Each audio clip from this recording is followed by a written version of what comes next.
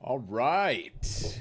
Welcome, everyone, to a new episode of Forge Your Creative Future. I'm your host, Rob Federick, and I've got a good friend of mine today on the podcast. What's up, man? What's up? How's it going? Dude, it's exciting to have you on here, especially because like you've seen the other episodes and you've kind of gotten a taste for what the podcast is, but like I've had you on the list for a while. Guys, this is Justin Hale, everyone. Author of Runners, a project that I helped in some degree or fashion, but it all comes from the brilliant mind of Justin, man. But yeah, tell the audience about yourself, man. What's going on?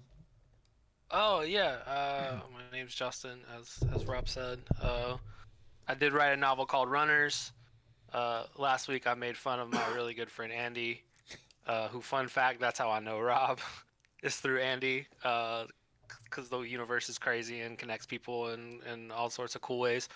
Uh, but I was making fun of Andy a little bit in the chat on Twitch for wanting to be a novelist because I am a novelist.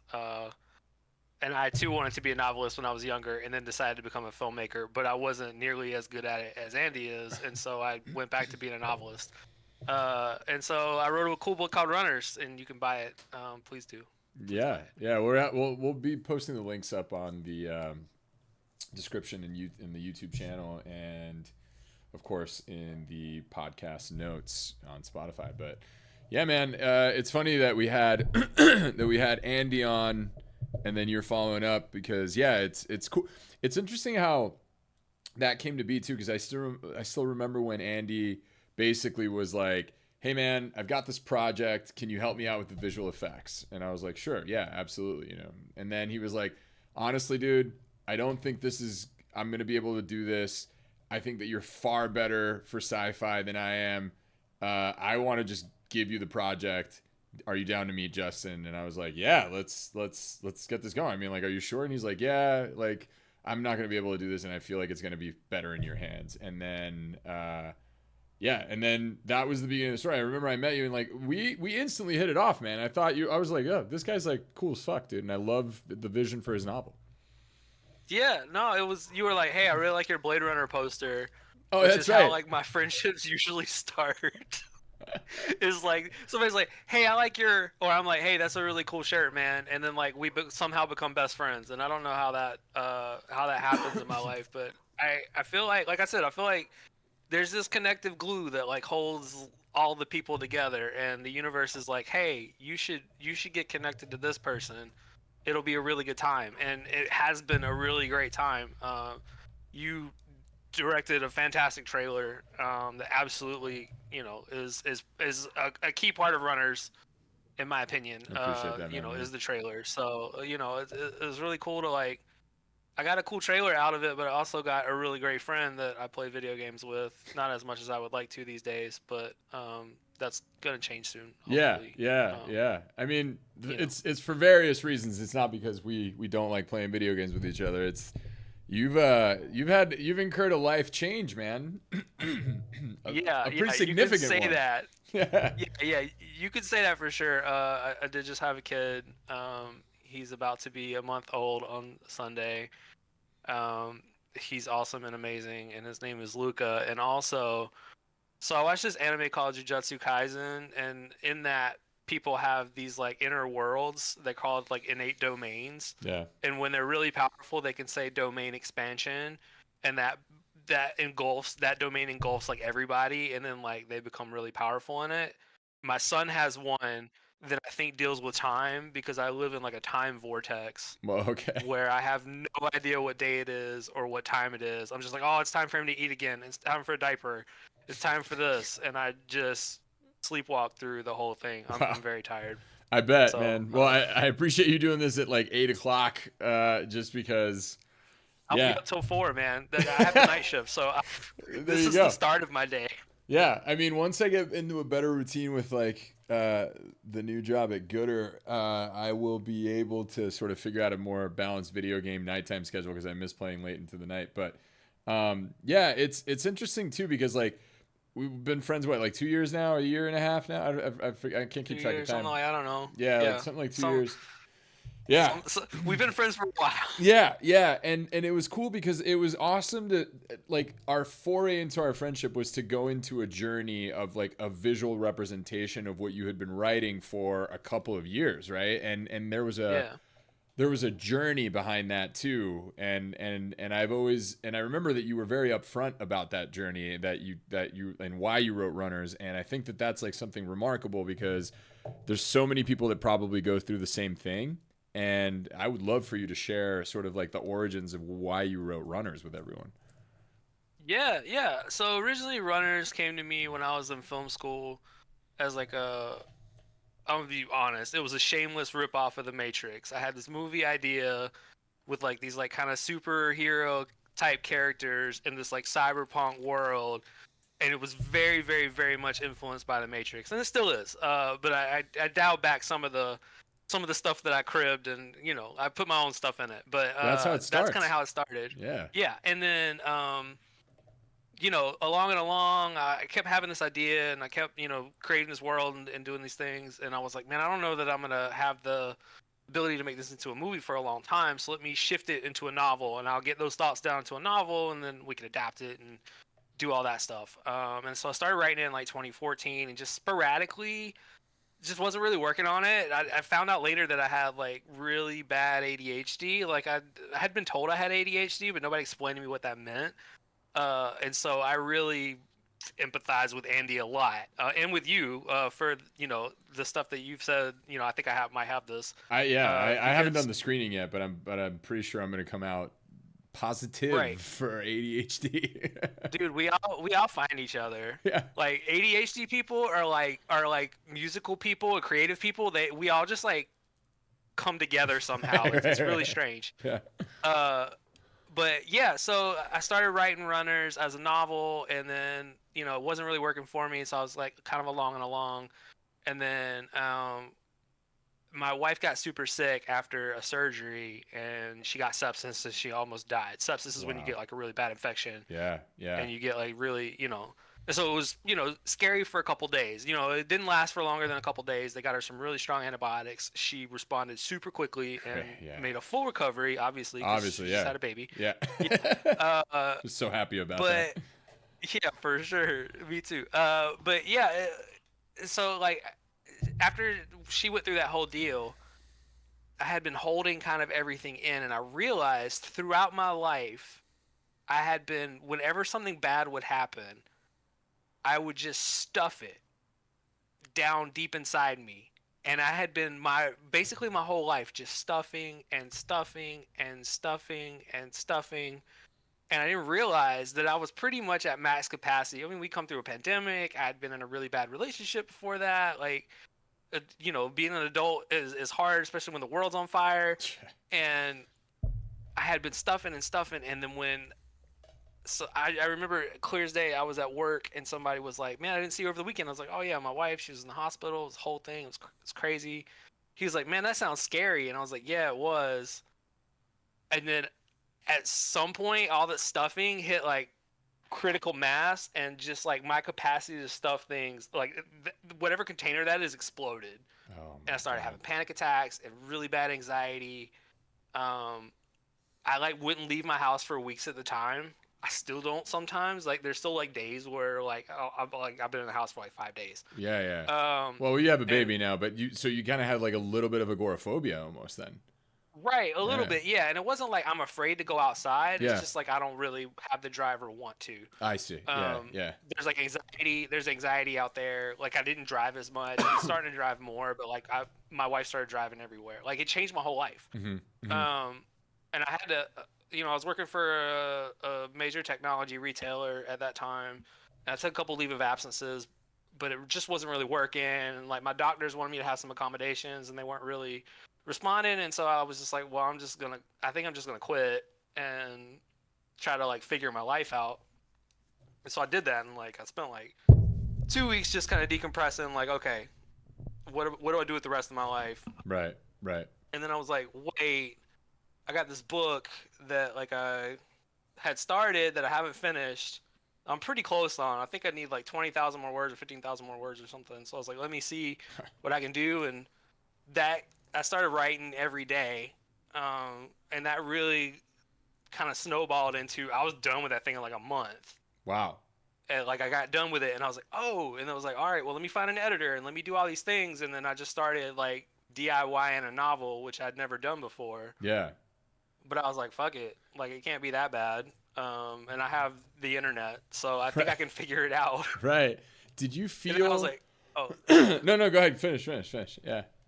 and then I was gonna say, and then like I had the idea to do a trailer, and this leads us to here. So I'm sorry, Yeah. continue. But did you feel like at one point too, like when you were writing all that, you're obviously going through like a lot mentally. Like at one point, do you feel like that was like therapeutic? Did you feel like you unloaded a lot of yourself into that novel? Like, do you feel like there was like some sort of release from that? Oh, 100%. Yeah. No, I tell people this book saved my life because it saved my life. There's a few things that saved my life. First thing is my wife. Yeah. But this book really, like, was up there, man. It, like, really gave me something to focus on, Yeah. but also, like, finally a release valve for stuff that I realized I've been holding on to. There's, like, scenes in there um, that are very personal for me because, like, there's dialogue from interactions that I had Oh wow. that impacted me negatively when I was a kid. And so like there's dialogue that I put in there that is like almost verbatim how I remember those events. Right. Um and they weren't related. They're not related to the theme of the scene is like something different. Um but as far as the dialogue and the feelings that the character has, those are 100% mine. Wow. And there's quite a few moments that are very emotional Mm-hmm. that I injected. It was like me finally like all the stuff I'd been stuffing. I finally like found an outlet for it to go in certain places, That's which I think is the point of art. I think art is there as a release valve. It's there as a way to inspire. It's a way there to help us try to make sense of a world that doesn't make any fucking sense. right. And yeah, so when I say like it saved my life, like it definitely gave me that catharsis, like you said, like it Yeah. gave me a way to inject those things and get them outside of me because they were really toxic. Yeah, man. I can't. That's remarkable too because I mean I have a similar experience, not as in depth, obviously, but it's remarkable too. Like you said, like you found sort of a voice through your art, and I've always thought you're a pretty emotionally intelligent dude. Like just through our conversations, as we've grown in our friendship, and just talking about different points in our lives and stuff like that. I remember like some of the personal things you shared with me, like leading up to like when your wife had the baby. Like there were some conversations we were having where you were like, hey man, like. But I always found that you had this emotional intelligence that was grounded in a lot of understanding. And, seeing all the diverse characters that you have in Runners and sort of how you tell their stories and how you portray them, they all have individuality, but they all have a voice that seems very rooted in it's grounded in something. And I feel like until this point, I didn't really know, but like, I feel like, do you feel like each one of those is like an aspect of yourself? Or did you also just create some other ones where you were just like, hey, no, I just have to fill sort of the gaps? But there's a lot of humanity in Runners. I think there is a lot of myself in each character. Yeah. I don't know that they're like this is my insecurity and this is my Right. Right. this, but no, it's true. I definitely they say to write what you know, and I know a lot about myself. Yeah. Uh, and so a way for me to like kind of make these characters relatable, at least for me, was to give them, pieces of my story and pieces of, the things that make me tick or the things that make me excited or the things that I hate, or the thing, I tried to intentionally create each character. Yeah, sometimes you got to create a character to fill a role. Sure. But I definitely tried to think about even like my background characters. I tried to think about what is this character, where's this character's place in the world? What do they want to do? What do they want to accomplish? What do they hope for? What gets them out of bed? Like I try to, even for a character that you're only going to spend a paragraph with, I'm trying to think about all of these things Because I do want to make my characters as realistic as possible. I don't want to make caricatures. I don't want Right. to be like, yeah, here's the action hero and here's the bubbly cheerleader. Like I don't Right. want to do that shit. Right. Right. Right. Because like people are complex. Like all of us, even people that are like, oh, that person's a simple person. They're still very complex. Um, and so I really, I want to present humanity as accurately as possible. Yeah. Because everybody has nuance. Even people that I can't fucking stand, like that's a nuanced person. Right. Even though I want to broad brush certain people, politicians and things. But Yeah. we're all nuanced people, and we've all. I think even the worst person in the world has like some sort of good quality probably hidden somewhere in that they're human and they have like the capacity to change or the capacity for whatever. I don't know. Yeah. I Yeah. lost a thought there, but No, no, no. I mean, you've kind of nailed a lot. I mean, there's so much to dissect within this novel and sort of what you've created. And I want to get a little bit more into like how you built the world for this because it's extensive. Um, yeah. but I do like that. And that's one of the things that sort of attracted me to do the trailer. Cause like once I started getting some of the lore and you sent me some of the one sheets about it and sort of like the backgrounds of it. And I started kind of reading it, like it's what I found really interesting about it is the duality of people and sort of you like you said that ability to change. Like we even have a scene in the trailer where a guy who's like a known like assassin debates whether or not to kill a guy, right? And then there's this whole prospect of how we sort of perceive reality because of the nanotech that you have and sort of how humans find their place in it and all that stuff. Like there's so many amazing aspects and facets, but it's pure sci-fi, but it's so deeply rooted in sort of our, I don't know, like flaws in humanity. There's so much depth. I feel like, and you've done such a good job at bringing that, and I'm really interested because of the process that you described and how you went and did it. When you wrote it for about a month, right? Like did you just find that, oh my god, this is it, this is where I'm channeling all of this energy that I'm feeling, did you think, was it like that eureka moment for you in that regard? Yeah, first off, Ben, thanks so much for all the good things you said about runners.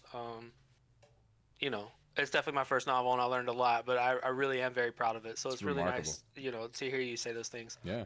Um, and I did have a sense when I was writing it, I did have a sense that like something felt different in that time. It was like I was coming out of this job that I was really good at, but was really just starting to take a toll on me.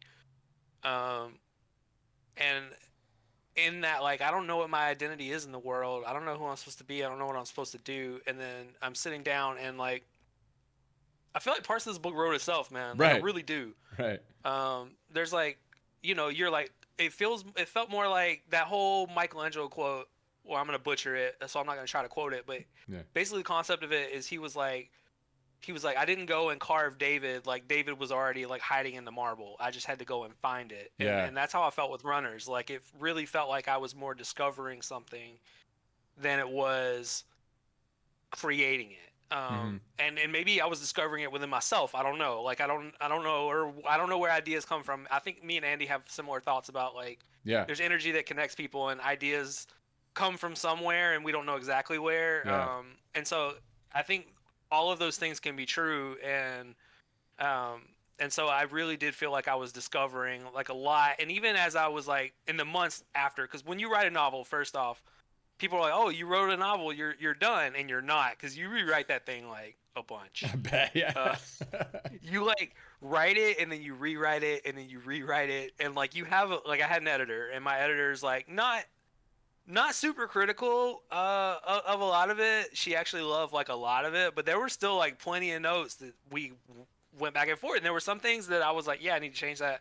And there's some things like we kind of hashed out a little bit. And, Yeah. so it's one of those collaborative processes. But I definitely there was a feeling like I think I have something here. Like when I finished it, I was like, I really think I have something really big here. I was like, I don't know that everybody's gonna see that right away. But my internal feeling was like, I think I just did something pretty special. Which is not like a new feeling for me. Some people think like, oh, I made toast for breakfast and that was pretty special. Some people think everything that they do is special. Right, And right. I think that everything I do is shit.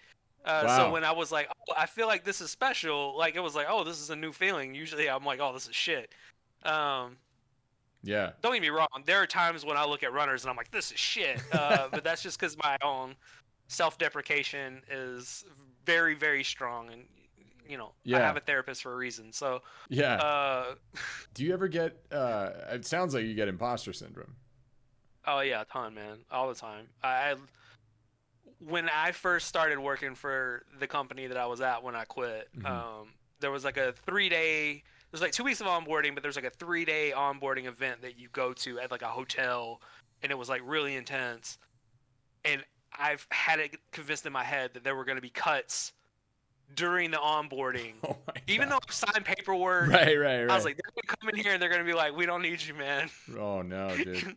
Like it was like I was convinced. Like it Yeah. ended, and I was like, oh, I guess I do work for this company. Right, right, right. I get really, really, really terrible imposter syndrome. And I have to try to remember like, why not me? Why not us? Like I have to try to remember that, but like there's definitely times when my intrusive thoughts are like, yeah, man, you don't belong here, and people are gonna realize it, and everyone's gonna hate you. Yeah. That's kind of how my intrusive thoughts are loud and proud sometimes, and Yeah. it's something I gotta know and kind of deal with. When I was working on the seance, I got really bad imposter syndrome. Did you really? I Uh, think but you crushed it, man. Like I did, man. I actually, I'm gonna be really vulnerable here. yeah. When we were leaving LA and going back to the Bay, Yeah. I was talking to Candy about it, and I Yeah. was like, all the audio I recorded is terrible, and Rob's going to hate me. And I had like a full little breakdown in the car. No, dude, Well, no. yeah, no, it Yeah. was it was a lot around that weekend, but Yeah. yeah, I was like, oh man, I'm having such a good time, and also like I feel like I just fucked up my whole friendship with Rob. No. Meanwhile, you're like, dude, thank you so much. Like, I'm so happy. Like, you came. Like, I didn't know what I was gonna do, and I was like, are you sure? Have you listened to Yeah, it? Like, no, are you? no, dude. For context for anybody that's listening, I Yeah, directed sorry. I directed a film in September. Was it already? Fuck, man. It's like No, it was November. November because it November. was around Thanksgiving That's right. Yeah, November. Yeah. So just the days are blending in. time. Yeah, but in November, and it was a really sort of big passion project. I had no budget on it, but a bunch of people were feeling very strongly about making it with me, and we had a lot of passion. And my regular sound collaborator Louis, who will be on the podcast as well, couldn't make it It on. was amazing. Yeah, he's amazing. We had 2 days to shoot with the movie, and they were a week apart because that was the only time we could get the location. And Justin volunteered to step up the first day that Louis couldn't make it, and he had to manage 4 lavaliers on 4 actors, with a fast moving pace crew because we had no money, so it's like everything had to make it count. And Justin was as cool as could possibly be, dude. So I mean, like, to be honest with you, dude, like you were as chill as possible. You were always flagging things out. Like you were I was blown away. I wasn't expecting much because I know that you're not traditionally a sound guy, but you came out there to just support, and that meant a lot to me as my friend, and just kind of going like, dude, like I can't believe my friend who doesn't even live in LA, he like lives in the Bay Area, but he was just happened to be here at that time, came out and volunteered. So no, man, and even if you did fuck it up, let's just say it all went to shit, I still would have considered you a very good friend, and that you did an amazing job to come out there and help me, man. So no, it's crazy that you would think that. I'm really excited for that movie, dude. I know that you brought me here to talk about runners and Yeah. different stuff, but I really, you guys are in for a treat when the seance finally comes out. I'm not gonna let the cat out of the bag, but it's a really, really, really good movie. Man, So and I appreciate you saying that because you've seen you saw the picture lock of it. yeah. And No, yeah. I'm talking about Fight Club, Yeah. we're First talking about rule is Fight not Club. talking about fight. Yeah, no, and the music's being done right now. And it's good, man. It's really good. I got the spotting Yeah. session with audio with Louis this Saturday, so that's gonna be interesting, man. But We should also talk about like sort of the collaboration that we did with runners on film, because that was like, honestly, I'm not gonna lie, dude. I came in there going like, fuck, man, I'm about to make Blade Runner. You know what I mean? Like, I was like so stoked to make like a cyberpunk dystopian world. And I guess let's talk about like, I know you said it kind of found you sort of discovered it, but you did go through extensive world building on this, man. Like, talk to me about that process, because you have a backstory on everything. Well, honestly, dude, like I had the idea. So I had the idea for runners. At that point, it was kind of called like Gun Runners in Space. So that's where kind of the runners thing came from at first, and it Mm-hmm. had this big scope. I wanted to basically make like cyberpunk Star Wars, um, which might be something that I visit at some point. Oh yeah. And maybe Cowboy Bebop does it better. It was very heavily influenced by Cowboy Mm-hmm. Bebop. Uh, but at some point I realized that I was going too big, because I was like, man, I gotta populate like multiple planets, and I don't know that I want to do that. Yeah. Uh, because it ends up being like you get these like planets like Arrakis, which still need to see Dune 2. Oh I gosh. can't get to a theater right now. Yeah, I know. I know. I'll try not to But spoil it. but like you end up with Star Wars where like you have like the ice planet and the desert planet and maybe you get like a lush plain planet, but then you get like a lava planet, and like even Mass Effect is like that. I feel like a good bit, and so like it's kind of a thing when you have multiple worlds that we kind of fall into with with doing sci-fi properties and stuff. Right. And so Right. that was like, let's narrow the scope down a little bit and let me build like a planet that I can kind of set all of my stuff on. Yeah. And so I came up with this planet, and I was like, all right, it's like Earth, but it's a little different, and because I wanted to be able to control the history and kind of like do kind of whatever I wanted to without having to be beholden to like all this other stuff. But I also wanted it to look enough like Earth that people didn't look at it as like some alien thing. They could see like aspects of their culture, Right. aspects of this. And so like I called it Nera because that means black in Italian, like soil. Mm-hmm. And so it was like I was like, okay, this is a good fit. And then I really started like kind of just laying out this world, and I try to think about everything. I'm actually really inspired by the movie Minority Report. Yeah. Um, Jurassic Park as well, like you guys. Mm-hmm. But Minority Report, I think, is the Spielberg movie that I'm most inspired by, and Wow. I think part of that comes from I watched one time before Minority Report came out. I was on vacation with my family, and you get like HBO in the hotel, Yeah. and there was like this whole like making of Minority Report. Yeah. And Spielberg was talking about how he did the world building for Minority Report, and he wanted everything to be still grounded, like have like really cool futuristic stuff, but still grounded. So he brought in all these like city planners and like futurists, and he was like, "What do you think life is gonna look like in like 50 years?" Yeah. And like realistically, like with the technology that we have and the technology that we're working on, um, and so I tried to do a lot of that, thinking about what's the natural evolution of our government, what's the natural evolution of our technology. If we had this, what would it?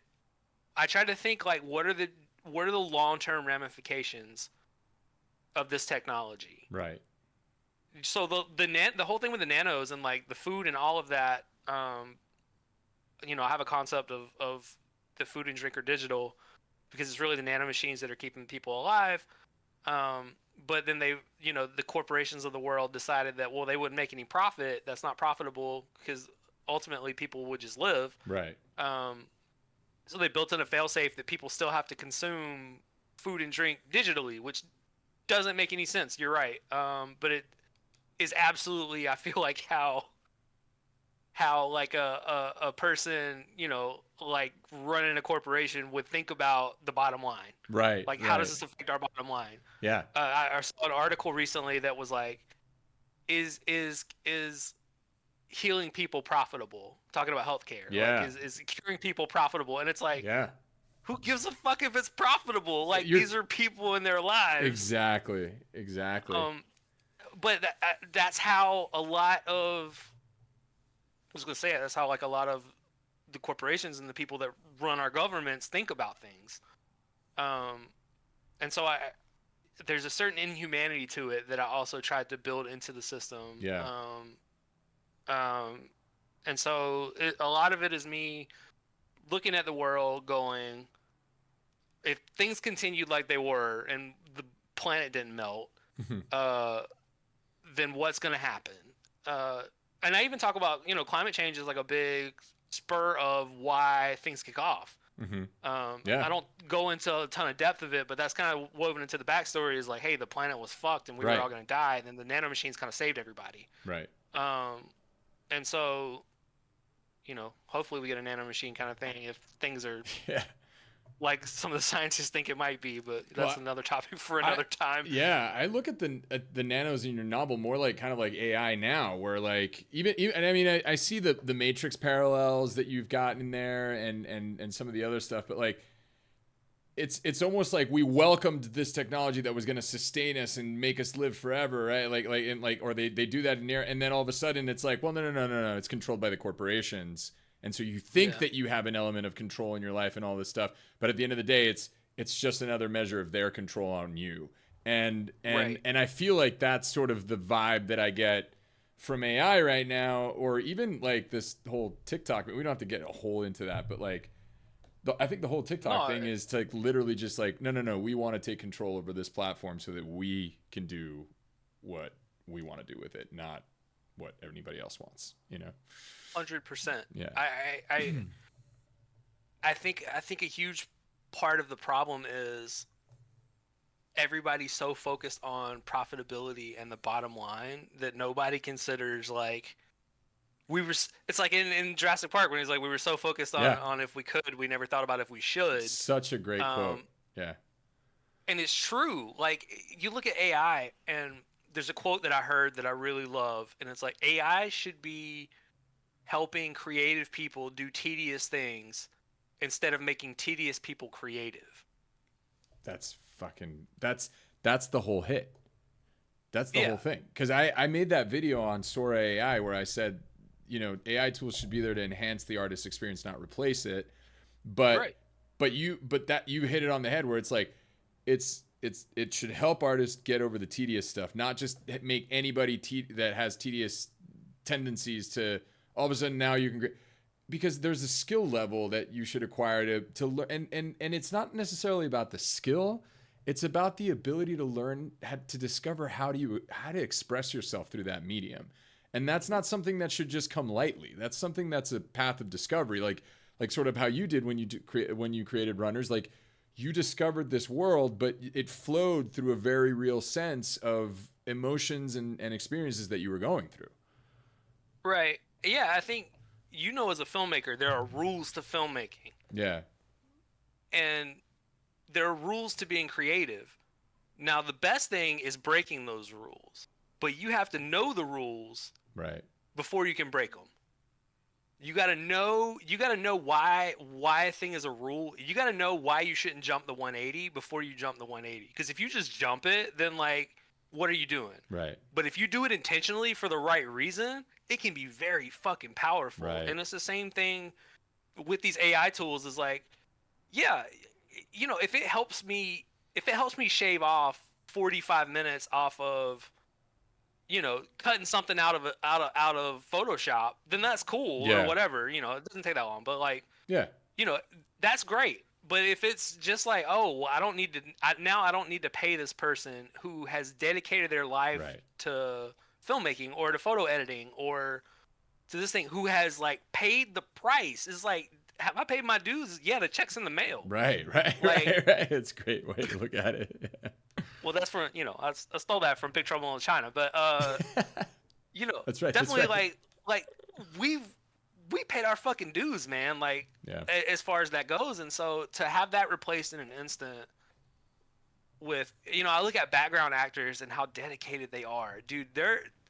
Background actors are some of the most dedicated actors on the whole set because like I know people that were like background on shows for years, and they like showed up and grinded and didn't get the recognition.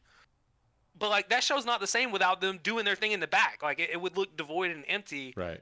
And then for studios to be like, oh yeah, we want to be able to pay you for half a day's work, scan you, and then use your likeness in anything we want forever, and not have to pay you another thing. Like, come on. Yeah. No.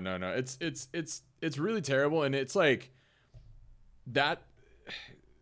In the video, I talk about it, where it's like the whole point, like our Department of our Secretary of Labor, Julie Sue, says that she's like, hey, I don't think AI should be considered safe if it if I consider AI harmful if it harms people's jobs, basically. Like it's neither safe nor secure if it harms people's jobs. That's the quote. And I agree with that. It's like, it doesn't need to become self-aware to be destructive. It just needs people behind it to be using it to replace other people's employment just for the fact of a bottom line. And then all of a sudden now you're neglecting the reason why we're special as human beings to begin with and why we do things, right? It's interesting for me. I don't know what's going to happen 5 years down in the future with AI, but there's so many parallels that I see in what you wrote to this world that we're living in now, that it's sort of eerie that I was able to discover Runners at the time that we're discovering it, you know, or that you wrote it at the time that you wrote it. Like, I feel like, 20, 30 years from now, people are going to look back at Justin Hale's novel and go like, I wonder if he knew something. You know what I mean? Like there might be that parallel, I don't know if you think that, but it's just because ideas don't come from it's I think the idea was it, but I think also like, I don't know, I just, for some reason, I feel like I can see what's happening. Just as far as like, I don't think I'm clairvoyant or anything like that, but I think when it comes to these specific issues, especially when it comes to the commercialization of art, like, dude, you've been on set, I've been on set. Filmmakers are like some of the most dedicated, passionate. Like, I don't think, was it Batgirl or Batwoman? Yeah. What was the name of that one? Yeah. Batgirl. Yeah. Yeah, I don't think anybody's dream job was Batgirl, but I guarantee you that crew showed up and fucking killed it every single day. Yeah. Because they love filmmaking. Yeah. Like, they love it. Yeah. It's not like, oh, I'm doing this because it's gonna make $1 billion, because none of those people are gonna see $1 billion. No, nobody's gonna see anything on the back end for that. Absolutely. Yeah, but they all fucking love it, and so they showed up, and then to have something that you spent years working on shelved and will never come out for a tax write-off. Yeah. Like, this is where we're at. Like, we should be sounding alarms, and there should be like people like, hey, something's got to give here, because, and we're seeing this not just, I mean, we're seeing this with Boeing right now. Yeah.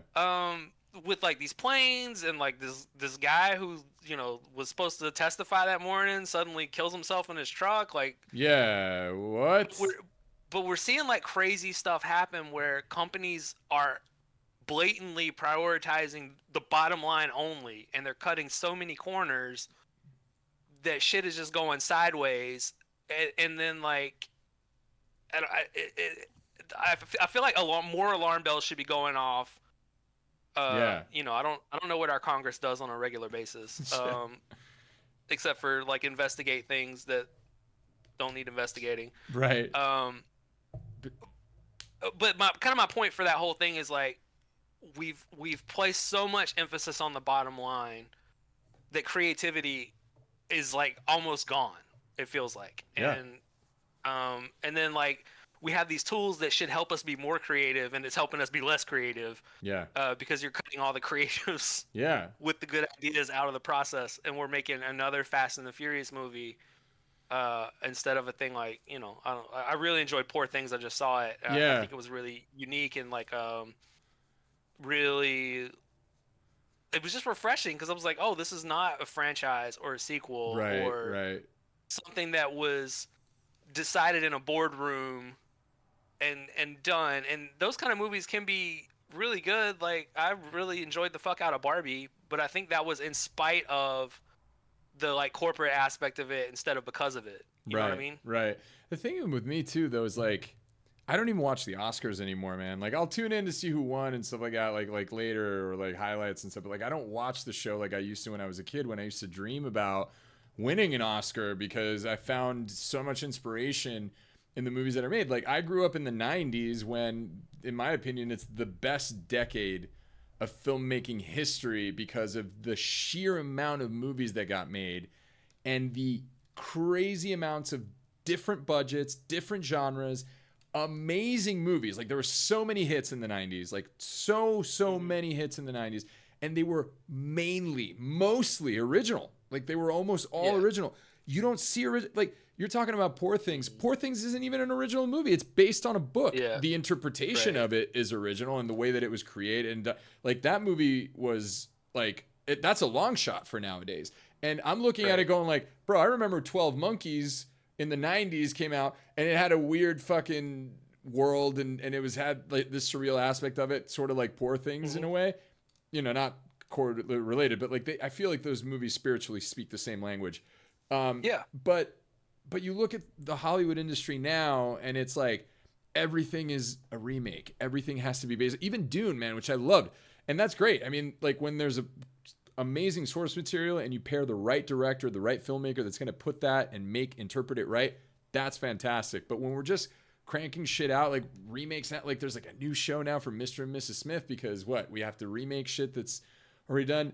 It sort of destroys the art form in it, because you're commercializing something that can't really be commercialized. If you really think about it, it's art, right?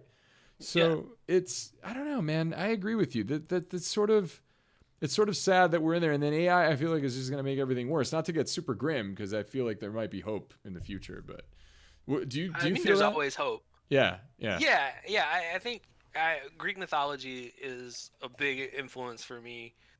And I think that the story of Pandora is like an underlining, like, facet of humanity. Is like, if we don't have anything, we have hope. We always do. And I prefer to look at the world, especially now that I'm having a kid, like, or now I had a kid. I look at my son and I'm like, what kind of world is he going to inherit? Right. You know, what's going to happen? And so I'm thinking I need to be more overt now. Like, if you thought I was political before, like, I feel like I need to be even more political now. Like, I need to be more involved. I need to be more of an activist. And my art needs to reflect that. And so I also have now a new mandate of, like, I got to put out as much art as possible, because I need to, that's my best way, I feel like, of affecting change in the world, is me putting out art. Because we both know the transformative power of art. Like, you know, we've both watched movies that, like, changed our lives. Yeah. And we read books that changed our lives. And, you know, when you see this amazing piece of art, like, you see the Sistine Chapel. I haven't seen it. Yeah, like, me neither, actually. Physically, but people have had it. People that have seen the Sistine Chapel, like, seeing that changes your life. Yeah. And we used to have patrons for art because people understood that art was important. So some rich guy would be like, hey, Michelangelo, like, I will finance you creating art. And he's like, cool, I want to create this crazy naked mural of the creation of the world and man on the Sistine Chapel. And they're like, cool, go for it. And I don't think that was painted because, like, oh, we're going to charge, like, a boatload and, like, get all these people in. They might charge now, I don't know. But, like, it's still, like, back then it was like, we're going to make art for art's sake, and that this is our expression of humanity. Humans have made art since we've been humans. Like, there's cave paintings from, like, 100,000 years ago. Exactly. Or, like, something crazy, you know, like, so a long time ago, there's like these cave paintings that, because people were always trying to communicate, this is who I am, and this is my experience, and this is what I want to see in the world. You know, and so we've lost a key component of that. I feel like across the board, not just in art, but in manufacturing and in technology and in agriculture and all these things. Like, people don't do things because they're passionate about it anymore. They only do things if it's going to make them money, and that really makes me sad. Yeah. I feel like with social media too, it's like, I've always been an advocate against social media for the reason that I feel like social media made people more like focused on their vanity. And it's not necessarily because I think that people are pieces of shit. It's that our brains aren't capable of handling that level of interaction or attention, and it's almost addictive. It's so powerful we don't even realize it. That now the motivator for people to express themselves is more about how many likes am I going to get? How much traction am I going to get? How viral am I going to go? How much are people going to love what I put out? As opposed to the call of, I want to do this because there is no other option in my life path. Like, I know for a fact, and I've told this to everybody, if you removed the ability for me to create or make movies or just create and tell stories, I think I'd wither away and die, because there's this inherent need where I'm like, I don't care who sees it or how it's received. I just need to tell this and make it and show it and express myself through it. Whether it's just to entertain or just for me to see this visual come to life, there's a call in there that's just primitively inherent that will never extinguish. And I think that's what should drive people. And I feel like, unfortunately, people are misguided nowadays in a sense of creating things, which is why I find your story so remarkable, because the call was the same, and you almost even did it because you needed to sort of get things out. You needed to see, to express, you needed to understand the world, which is also a parallel to what art really is, right? Yeah. I think all of that 100% is true. I definitely resonate with that. Like, it's something that, like, I was like, I have this thing in my head that is going to drive me insane if I never get it out. I felt like runners and the world of Nara and everything, I was like, if this only exists in my head, it's going to drive me crazy and I'm not going to be able to handle it. Like, I have to get this out. This is a thing that I have to express to the world. Right. Because ultimately I'm expressing myself. Right. And I think it's true. And I think that's what I love about you too. Cause like, we made runners for like, what, like $8,000. Yeah. Yeah. And it looks way more impressive than like an $8,000 production. And that's because like you and the rest of the crew just like went balls to the wall. Like, how can we make this the best it possibly can be? Yeah. And like, how can we keep up in the ante? And like, the performances were all so good, and like the visual effects are amazing. And like, I don't know, man, it's just like, that's the kind of stuff that I want to do. If I never get rich, like, I don't want to be rich anyway. But like, I want to be comfortable. I want to have enough money to live so I don't have to worry about it. Exactly. But like, miss me with all this being a billionaire. That sounds exhausting, and I don't want to do that. Right. But like, if this book never takes off, it hasn't taken off yet, and if it never takes off, then like I'm still writing Fugitives right now, and that's the sequel. Right. Right. So it's one of those things where like, I'm gonna keep writing. I'm gonna keep creating. I've written a couple short films and things that we're still working on a couple that we got. Working on a feature. Yeah. So I have things that I have to say, and that I have to do.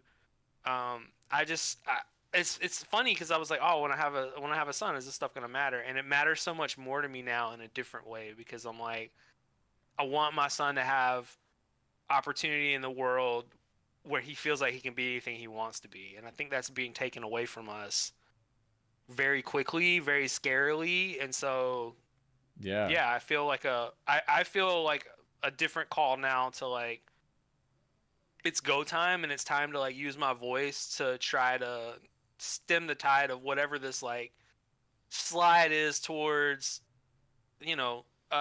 corporations owning everything that we love. Because I just read that in 2023, 44% of all single-family residences, like, houses, were bought by corporations. 44%.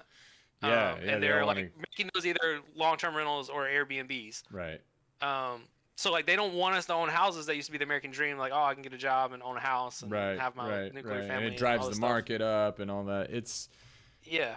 It's kind of insane, but like, I also feel like that's where the hope comes from, right? Because like you're a storyteller, you're a writer. I look at it too, like every hero's journey, every act that brings change comes from a world of chaos, pain, or suffering, right? Like I think that your personal growth, even like in terms of like you coming to understand all this anxiety and all the panic that you felt, to then channel that and put that into a piece of art that was meaningful, started a wave of change in you that like all of a sudden, yeah, maybe didn't everything go away, but like it made you took a step in the direction that you needed to. And I feel like because we're in this world now of all this fast and rapid change and sort of gloomy but also some hopeful things that are coming in the future, it's going to bring people to inspire to aspire to bring change in a bigger way. Like I look at it as like what I do as a filmmaker is meaningful, but I don't want to, obviously, like I want to make the big studio movies and stuff like that, but I also want to do what's true to me, what I feel like is true to the world, where it's like I don't just want to make the adaptations of it. I want to, if I'm going to adapt anything, it's going to be Runners, right? Like it's going to be something that's original. I want to make things that matter in terms of how I express those stories and ideals, because if we continue to conform, will never bring forth the change that can then impact a new wave of innovation or change. And I think that's where the hope comes from. I think that they're out there. Those people are out there. You're one of them, like bringing forth like some change and some new ideas and new perspectives that may touch someone, I feel like this might be like our time, like our Rebel Alliance moment. You know what I mean? Where like maybe we don't have lightsabers and X-wings. Yeah, we'll work but we on have that. books and we have movies. Yeah, please work on that.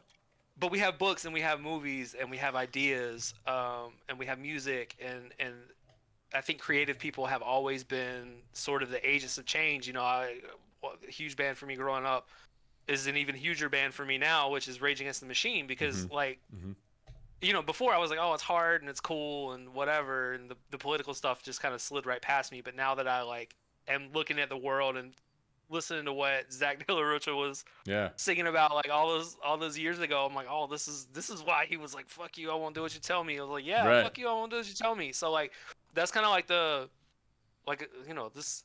I grew up like wanting to be in the Rebel Alliance. Well, like being a creative, I feel like now like fighting this like AI thing and like all of this like bottom line bullshit is like our Rebel Alliance moment. So yeah. Yeah, and there's adventure. I think there's like a sense of adventure in that, and I think that it fires me up to kind of enact change and be like, no, I even more so, I need to be strongly rooted in my convictions, my voice, and my values, because if not, that will tend to get lost at some point. How do you go about like staying inspired or finding inspiration, man? Because like I'm sure with ADHD, a million thoughts cross your mind a day. How do you channel that? How do you go, like, kind of like, what's your little process, if you have one? Man, it all starts usually with me thinking about something, or like I'll read an article. Like I have a thing that I've kind of started developing. My process starts a lot in my brain, and like it will live there for a while, and I'll like ruminate and like think over and over. And I'll like poke holes in it to try to see like where the weak spots are. So like, okay, well, this logic, let's shore this up, or let's do this, or this is why. Like, so you start like building that whole thing. Yeah. But like usually I'll read like an article or something, and something will really piss me off. Like it'll piss me off on like a spiritual level. Right. It hits deep. Yeah, like I read this article about these guys in Texas. This guy in Texas who, so people that are the heirs or the descendants of slaves were given land in certain places or able to buy it super cheap or something, and they're called heirs. And kind of all over the country, you have people who are the descendants of enslaved people in the land that their ancestors were enslaved on, and it's really cool. There was one in Georgia, and there's an island off the coast where I'm from, and we would go and visit Sapelo, and that was heirs land and things like that. sadly in Sapelo, most of the heirs don't own it now because they changed the tax code because people wanted the land. Mm. So they changed the tax code around that area, and it jacked the taxes way up, and then the heirs couldn't afford it, and Oh my like God. now a bunch of rich white people own it, which is terrible. Wow. But also a similar thing is happening in Texas, where in College Station, where Texas A&M is, it's a college town, and so a lot of the land that the heirs own has gone way up in the last couple of years, like Wow. the value of it. But there's this fucking asshole, sorry, No, it's okay. uh, who is a real estate agent, who has a partner that's a lawyer, and what they do is, so a lot of the heirs and African American people in general didn't really trust banks and lawyers and things like that because uh, they were often cheated by them, Yeah. and so the deeds and stuff, some of them technically have like some small technical errors in them. Hmm. What these guys are doing is they're going to the heirs and like, hey, sell us your land for like 10 grand, or we're gonna get like your deed invalidated. And they're like, well, no, that's too low. Like this is worth a lot. Right. Or they'll offer them some lowball amount for it. Right. Right. Right. And then if they don't take it, this lawyer will go and use like will go through those deeds and like find anything that they can use, any kind of technicality they can find, and then they challenge it in court. And then a lot of times the heirs don't have like the money for a lawyer. Like this is like Right. They're cornering them this stuff is almost. super Yeah. expensive. Yeah. Yeah. And so like the judge is like, all right, well like this deed's invalid, and then they come in and they like basically over. take the land. Wow. Yeah. And so I got really pissed off about that, and that led to a story about that I'm working on about androids, um, using Yeah. their mental capacity as cloud storage. Oh wow. Um, Okay. and so that's like totally different as far as like things, but thematically, like I got really pissed off about the story because people are, that were already fucked over are being fucked over again. Yeah, which is And so sad. and so that's the kind of stuff that really like lights a fire under me. It makes me want to like, oh, like go and Yeah. um, and write about it, and try to enact some sort of change. If I didn't write about things, or if I didn't like try to develop things, like Yeah. I would lose my mind because there's so much stuff that I read. I am terminally online. I need to not be, but I Yeah. do read Yeah. a lot. Online, and so like I will come across articles on an almost weekly basis that just make me want to throw my phone against the wall, and that's how I deal with it. Is I make art to deal with it. Yeah.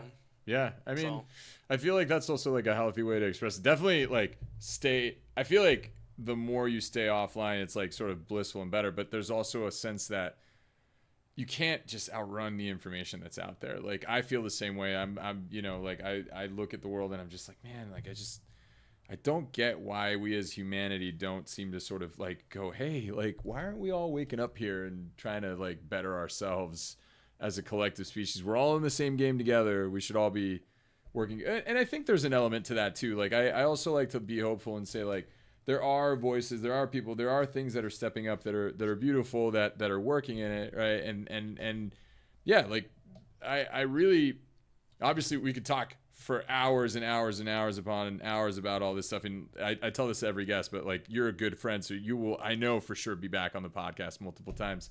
But but no, man, it's remarkable to see sort of your journey, and like as your friend, I've been really tied closely to that growth, and it's incredible to see how you express this like in immense sense of creativity, but you channel it through such a personal way that then becomes something that is so meaningful, man. And I think that everybody here, if you guys haven't read Runners or don't know how to find it, it's up on Amazon, right? And yeah. a So you bunch of can get a places. hardcover.